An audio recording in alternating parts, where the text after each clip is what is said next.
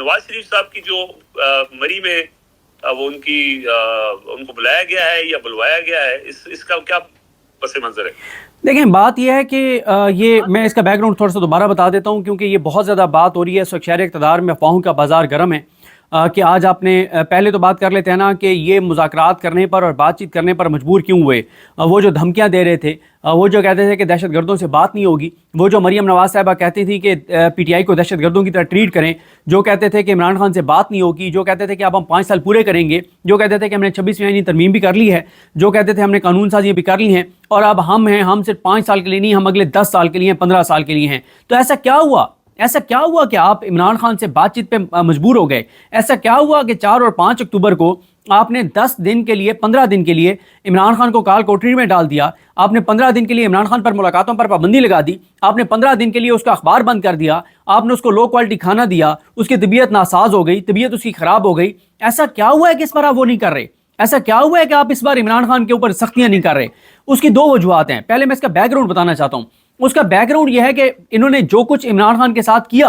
उन 10-15 दिनों में, तो वो मर्द कलंदर उससे भी निकल आया। जब उससे भी निकल आया तो इन्हें लगा कि ये भी काम नहीं कर रहा, इससे भी नहीं टूटा, पहली बात। दूसरी बात यह कि उस वक्त मामला और था। उस वक्त यह था कि बुशरा बीबी भी नहीं थी और उस वक्त सारा कुछ अली अमीन गंडापुर साहब के हाथ में था, उस वक्त सारा कुछ PTI की बाहर की क़यादत के हाथ में था। अब जो है वो मसला यह है कि बुशरा बीबी साहिबा जब बाहर हैं, सारे फैसले उनके पास हैं, सारे कारकुन उनकी तरफ देख रहे हैं। उनकी मौजूदगी में कोई चाबी वाला खिलौना चाबी नहीं ले सकता, उनकी मौजूदगी में कोई चाबी वाला खिलौना जो है वो वारदात नहीं डाल सकता, उनकी मौजूदगी में कोई चाबी वाला खिलौना और कंप्रोमाइज शख्स इमरान खान की पीठ में चुरा नहीं घूम सकता। और मैं आपको एक बात बता दूं, इमरान खान तो फिर भी शायद कुछ चीज़ों पे थोड़ी सी इनको स्पेस देने को तैयार हो जाए, बुशरा बीबी वो भी नहीं देंगी। क्यों? क्योंकि उन्हें पता है कि वो देखती है कि इमरान खान कितनी मुश्किल में, कितनी तकलीफ में, कितनी अजियत में है।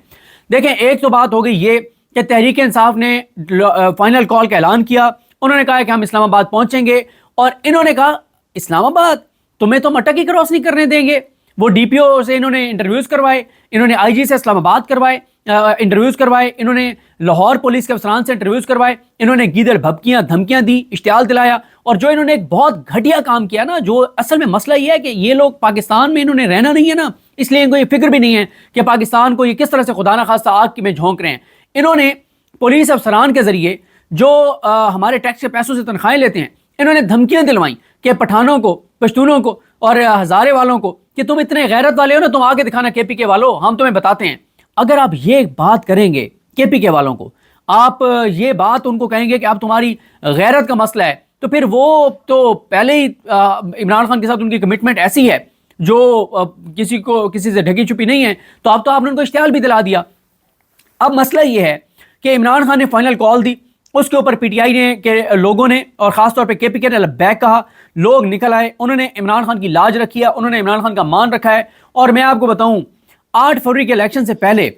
हम ना आपस में दोस्त बात करते थे, जब हम चाबी वाले खिलौने जो TV चैनलों पे आके और जो टाउट्स हैं उनको सुनते थे, तो वो ये खबर देते थे कि 25 सीटें PTI को दी जाएंगी। अच्छा, वो ये नहीं कहते थे दी जाएंगी, वो कहते थे PTI जीतेगी ही 25 सीटें। हमें तो पता था कि इन चाबी वाले खिलौनों को, जो इनके आका हैं, वो जो इन्हें बता रहे हैं, ये वही आके और बक रहे हैं बाहर और ये कह रहे हैं 25 सीटें PTI जीतेगी। असल में प्लान ये है कि सिर्फ PTI को 25 सीटें दी जाएंगी और उसके लिए सारा कुछ किया गया। लेकिन हम अक्सर ये सोचते थे और हम आपस में दोस्त डिस्कस करते थे कि यार ये कैसे, मतलब 8 फरवरी को तो बहुत लोग निकलेंगे। ये कहते थे नहीं निकलेंगे, क्योंकि इनका ख्याल था कि हमने बहुत जुल्म कर लिया है, चारदीवारी का तकद्दुस मवाल किया है, 10,000 लोगों को 9 मई के बोगस केसेस में उठाया है, पार्टी की और B कैटेगरी की लीडरशिप को हमने पार्टी छुड़वा दी है, प्रेस कॉन्फ्रेंसेस करवा दी हैं, इमरान खान को जेल में डाला हुआ है और वो कैंपेन नहीं कर रहा, पैसे लग नहीं रहे, गाड़ियां होंगी नहीं, पोलिंग एजेंट होंगे नहीं,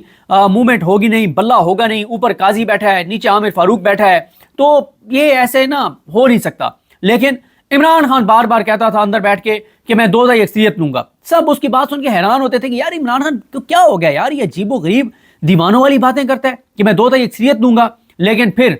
8 फरवरी की रात ने साबित किया कि इमरान खान वाज राइट, बाकी सब गलत थे। वो शख्स जेल बैठा हुआ इनसे ज्यादा बाखबर भी था, पुरएतमाद भी था, अवाम पर उसको मान था और अवाम ने उसका हक अदा किया। अब इसी तरह से इमरान खान ने क्या कहा, फैसल चौधरी साहब ने कहा कि इमरान खान कहते हैं कि मैंने ये दूसरी बार कौम को पुकारा है, मैंने जेल बैठकर पहली बार कौम को पुकारा था 8 फरवरी को, हाँ, दूसरी बार मैं आप कौम को पुकार रहा हूं 24 नवंबर को, और बार बार इमरान खान कहते थे कि देखना मेरी कौम निकलेगी, देखना मेरी कौम निकलेगी, देखना मेरी कौम निकलेगी। और फिर आज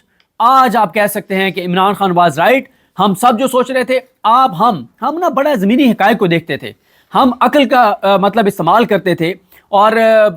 हम ज़ाहिर है वो एक है ना कि बेखतर कूद पड़ा आतिश नमरूद में इश्क, अक्ल है महवे तमाशाए लबे बाम अभी। तो हम अक्ल के इस्तेमाल करते थे। हम कहते थे यार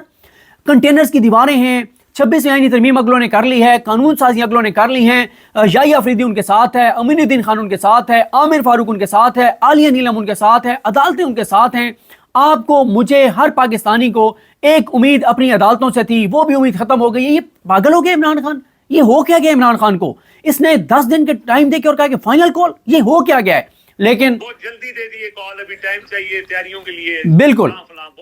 बिल्कुल। लेकिन क्या हुआ, उस इमरान खान ने जब कॉल दी, सर क्या कमाल किया केपीके वालों ने, क्या कमाल किया केपीके वालों ने, क्या कमाल किया केपीके। यकीन करें, मैं कभी कभी ना, मुझे एज ए पाकिस्तानी जब मैं देखता हूं, मुझे खौफ आता है इस बात से कि ये इमरान खान ने बाहर तो आना ही आना है। ये तो नहीं है कि उसको लंबे अरसे के लिए रख सकते हैं, बाहर उसने आना है और इक़्तिदार में भी उसने आना ही आना है। मुझे खौफ इस बात का आता है कि यार ये जो लोग जो इमरान खान से इतनी इश्क करते हैं, मोहब्बत करते हैं, अपनी जानें तक लुटाने के लिए उसके ऊपर तैयार हैं, इमरान खान इनकी मोहब्बतों का हक कैसे अदा करेगा, क्या करेगा? जब मुल्क की इकोनॉमी को इतना तबाह और बर्बाद कर दिया गया है, तो कैसे इमरान खान ये सारा कुछ करेगा जो लोगों ने उसके साथ किया है? अब आप देखें, जो केपीके के जो लोग निकले, अब हम उस पर आ रहे हैं कि ये अब बातचीत क्यों हो रही है। केपीके के जो लोग निकले, आप थोड़ी देर के लिए आपको इंटरप्ट करेंगे, अपडेट हम शेयर करने लगे 26 नंबर के हवाले से, फिर आप यहीं से कंटिन्यू कीजिएगा जी। मेरे पास लगा था भाई, सबसे कुछ देर पहले की हमारे पास एक खबरी जाएगी 26 नंबर से, वहां से रिपोर्टर निकलते हैं, जहाँ इंटरनेट कहीं आ रहा होता है, वाईफाई कनेक्ट करते हैं, फिर भेजते हैं, तो 5-10 मिनट पहले का की फुटेज होगी, यकीनन 15-20 मिनट पहले की। अली भी गंडापुर साहब की हालत वहाँ पे काफी खराब हुई है 26 नंबर पे शेलिंग की वजह से, शदीद शेलिंग हो रही है, वो नजर आ रहे हैं गंडापुर साहब की आंखों से, अगर ये कोई देख सकता हो, इस तरह नजर आ रहा हो, इतनी दूर से नजर तो नहीं आएगा, लेकिन शदीद उनकी तबीयत इस टाइम पर खराब हुई है, वो नमक शब उनको दे रहे हैं, वो आंखों से पानी, और वो बुरे हाल हुए उनके। और ये कह लीजिए आपकी आधा घंटा पहले, 15-20 मिनट, आधा घंटा पहले की ये होगी, 9:33 पे हम आपको खबर पहुंचा रहे हैं। 9 से 9:30 के बीच के किसी टाइम की ये खबर है, क्योंकि वहाँ पे इंटरनेट के सिग्नल्स नहीं है। यही वजह है कि वहाँ से रिपोर्टर हमारे जो करीब फील्ड में वहाँ से निकलते हैं, तो पीछे आके वहाँ पे कुछ लोगों ने अरेंजमेंट किया हुआ है, तो वहाँ से ये लेटेस्ट अपडेट था कि गंडापुर साहब हिमसेल्फ जो है सीएम केपीके, वो भी फ्रंट पे लीड कर रहे हैं, और उनकी हालत तबीयत जो है उससे पहले खराब, फ्रंट से लीड कर रहे हैं। आज सुबह इन्होंने खुद सबसे पहले शख्स थे जो कटी पहाड़ी पर कुछ लोगों को लेके पहुंचे और आगाज किया, बाकायदा पुलिस के साथ इंगेज किया, और लीड कर रहे हैं फ्रंट से। बेहद तगड़े आदमी है, हमने इनको देखा है, क्योंकि वो आंसू गैस के शेलिंग जहाँ पे इंसान खड़ा होना माहौल होता है, वहाँ पे ये मौजूद होते हैं। ये क्रेडिट वाकई उनका बनता है। तैमूर मलिक साहब जी मुल्तान से, पाकिस्तान तहरीक इंसाफ के रहनुमा, मुल्तान बैरिस्टर, वो जो शाह महमूद कुरैशी के वकील भी हैं साहब जो है, होता तो जैसे ज्यादा था कि तहरीक इंसाफ खुश होती है, इस गाड़ी में ज़हन होते तो इवन उनकी बहन भी हमशीरा भी होती, तो भी हालात मुख्तलिफ होते। लेकिन तैमूर मलिक साहब इस्लामाबाद पहुंच गए जनाब। जुमैद दस्ती साहब भी पहुंच चुके हैं जी मुजफ्फरगढ़ से। लोग जो जनूबी पंजाब के काफिले हैं वो शामिल हो रहे हैं और इस वक्त आगे फ्रंट पोजीशन पे हैं। जी सदीक जान साहब कंटिन्यू कीजिएगा, आपने बैकग्राउंड बड़ा तफसील से बताया, अब आगे क्या होने जा रहा है? जी, तो मैं बैकग्राउंड पे बस एक ऐड कर दीजिएगा सदीक भाई, एक साथ ऐड ये भी कर दीजिएगा कि नवाज शरीफ इस सारी सिचुएशन में अभी तक इतना रेलिवेंट क्यों है? मैं वो बता रहा हूँ, वो रेलिवेंट नहीं है। आपने सवाल किया तो मैं इसलिए ये सारा बैकग्राउंड अर्ज कर रहा था, ये ज़रूरी था। तो खैर मैं ये अर्ज कर रहा था कि बैकग्राउंड बस आखिरी चीज़ बता के कि जो हमारे दोस्त हसनैन रफ़ीक ने जो काम किया, जो पिछली बार 3 की टीम कर रही थी, इस बार 3 की टीम वहाँ नहीं जा सकी, तो हसनैन रफ़ीक साहब ने वहाँ से बताया है, दिखाया है कि सेंटिमेंट्स क्या हैं लोगों के। अब आ जाएँ इस बात पर कि जिन लोगों ने गाजी बरोथा पुल क्रॉस कर लिया, जिन्होंने कटी पहाड़ी क्रॉस कर ली, जिन्होंने उसके बाद की 2 रुकावटें क्रॉस कर ली, वो पहुँच गए 26 नंबर। अब एक बात तो तय है कि कोई पाकिस्तान की ताकत इन लोगों को नहीं रोक सकती, इसीलिए अब तहरीक इंसाफ को के साथ बैठे हैं, बातचीत जारी है। अब आ जाए उस बात के ऊपर कि मियां नवाज शरीफ, अच्छा शहर इक़्तिदार में ना कुछ र्यूमर्स हैं। र्यूमर्स ये हैं कि मियां नवाज शरीफ को मरी इसलिए बुलाया गया है कि अगर